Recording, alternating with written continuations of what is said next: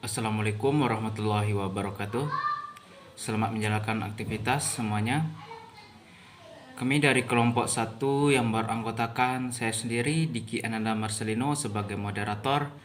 Rekan saya Anggita Friska Putri, Jordi Darmawan, Nauri Ategah, Novita Ramadhani, dan juga Oktira Rahmila.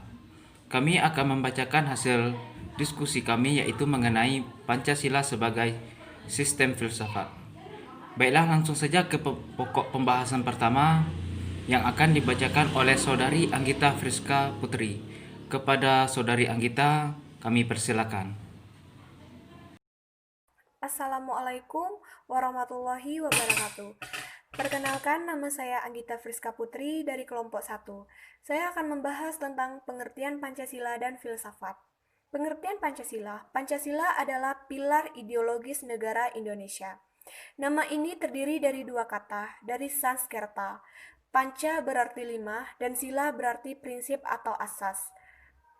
Adapun pengertian Pancasila secara etimologis. Secara etimologis, istilah Pancasila berasal dari Sanskerta, dari India, bahasa kasta Brahmana. Adapun bahasa rakyat biasa adalah bahasa Prakerta. Pengertian Pancasila secara historis. Proses perumusan Pancasila diawali ketika dalam sidang BPU PKI pertama, Dr. Rajiman Widyo Diningrat mengajukan suatu masalah, khususnya akan dibahas pada sidang tersebut. Masalah tersebut adalah tentang suatu calon rumusan dasar negara Indonesia yang akan dibentuk. Kemudian, tampilan pada sidang tersebut 3 orang pembicara, yaitu Muhammad Yamin, Suepomo, dan Soekarno. Pengertian Pancasila secara terminologis. Proklamasi kemerdekaan tanggal 17 Agustus 1945 itu telah melahirkan negara Republik Indonesia untuk melengkapi alat-alat perlengkapan negara. Sebagaimana lazimnya negara-negara yang merdeka. Beberapa pengertian filsafat Pancasila yang wajib dipahami. Pertama dari Soekarno, kedua Soeharto, 3. Ruslan Abdul Ghani, 4. Noto Nagoro, 5. Kajian ontologis, 6. Pengertian filsafat Pancasila secara umum. Filsafat Pancasila secara umum adalah hasil berpikir atau pemikiran yang sedalam-dalamnya dari bangsa Indonesia yang dianggap, dipercaya, dan diyakini sebagai kenyataan, norma-norma, dan nilai-nilai yang benar, adil, bijaksana, dan paling sesuai dengan kehidupan dan kepribadian bangsa Indonesia. Terima kasih.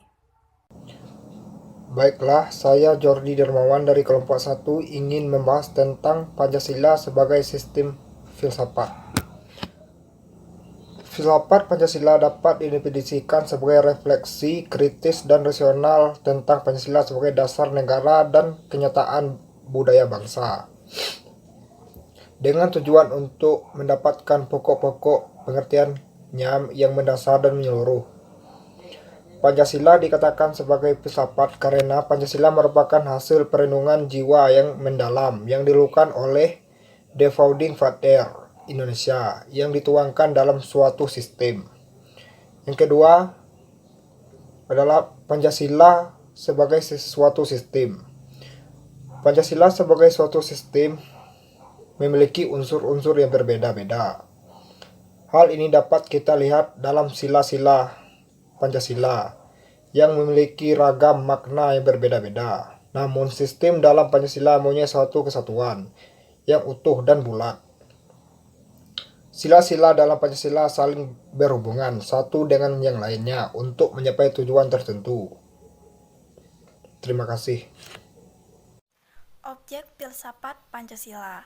Ditinjau dari segi objektifnya, filsafat meliputi hal-hal yang dianggap nyata atau diyakini, seperti halnya manusia, dunia, Tuhan, dan seterusnya. Ruang lingkup objek filsafat. Ruang lingkup objek filsafat meliputi yang pertama adalah objek material.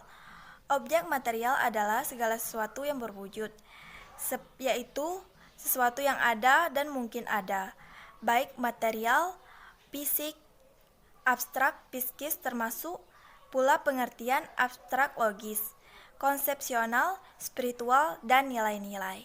Material filsafat dibagi menjadi 3 persoalan pokok. Yang pertama adalah hakikat kepada Tuhan, hakikat kepada alam, dan hakikat kepada manusia. Assalamualaikum warahmatullahi wabarakatuh. Perkenalkan, nama saya Novita Ramadhani. Saya akan melanjutkan penjelasan dari teman-teman saya tadi, yaitu Pancasila melalui pendekatan dasar. Pancasila melalui pendekatan dasar ada 3, yaitu ontologis, epistemologis, dan aksiologis. Yang pertama ada ontologis. Ontologis menurut Aristoteles adalah ilmu yang menyelidiki hakikat sesuatu, tentang ada, keberadaan, eksistensi, dan disamakan artinya dengan metafisika. Yang kedua ada epistemologi, adalah cabang filsafat yang menyelidiki asal, syarat, susunan, metode, dan validitas ilmu pengetahuan.